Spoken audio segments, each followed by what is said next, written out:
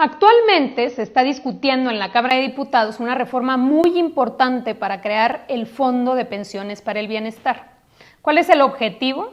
Primero comencemos con los antecedentes.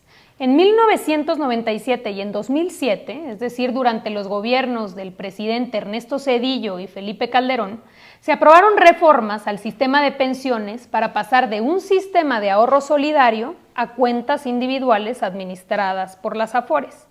Si bien la promesa del momento fue la garantía de una pensión digna, la realidad es que impidió que el 75% de los trabajadores pudieran acceder a una pensión y quienes sí lograron jubilarse bajo este esquema están recibiendo en promedio 30% de su salario, cuando antes recibían el 90%. Es por eso que en 2020, a propuesta del presidente López Obrador, se aprobó una reforma que fundamentalmente cambió en tres cosas. Primero, se redujeron las semanas de cotización necesarias para poder acceder a una pensión de 1,250 a 750 con incrementos paulatinos hasta llegar a 1,000. Número 2, se incrementó la cuota patronal de forma progresiva para pasar de una aportación del 5% hasta llegar al 13% en 2030. Y número 3, importantísimo, se puso un alto al cobro excesivo de comisiones por las AFORES, reduciéndose a la mitad. Estos cambios están permitiendo y permitirán que los trabajadores se jubilen no con el 30%, sino con el 60% de su salario. Pero aún así es insuficiente. Por ello se está proponiendo crear un fondo solidario para complementar las pensiones de los trabajadores que reciben hasta el salario promedio registrado en el IMSS y así garantizar que se jubilen con el 100% de su salario.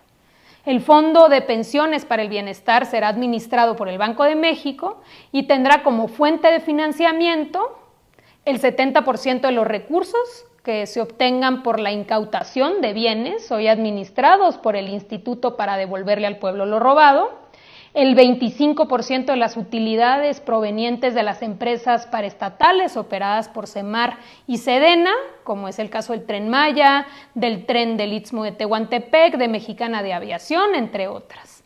Los recursos que se obtengan de la liquidación de Financiera Rural y los recursos de las cuentas no reclamadas a las AFORES.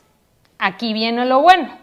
Hoy amanecimos con primeras planas, artículos de opinión que infieren que el gobierno pretende quitarle el dinero a los trabajadores de sus cuentas de ahorro. Nada más falso.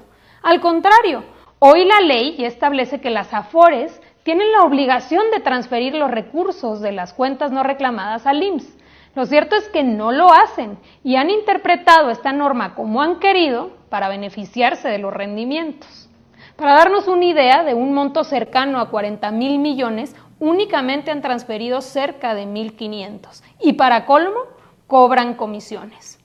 La propuesta es establecer que estos recursos no reclamados vayan al Fondo de Pensiones para el Bienestar y que se establezca una reserva para que cualquier trabajador o sus beneficiarios que lo reclamen con posterioridad puedan acceder a ellos en cualquier momento.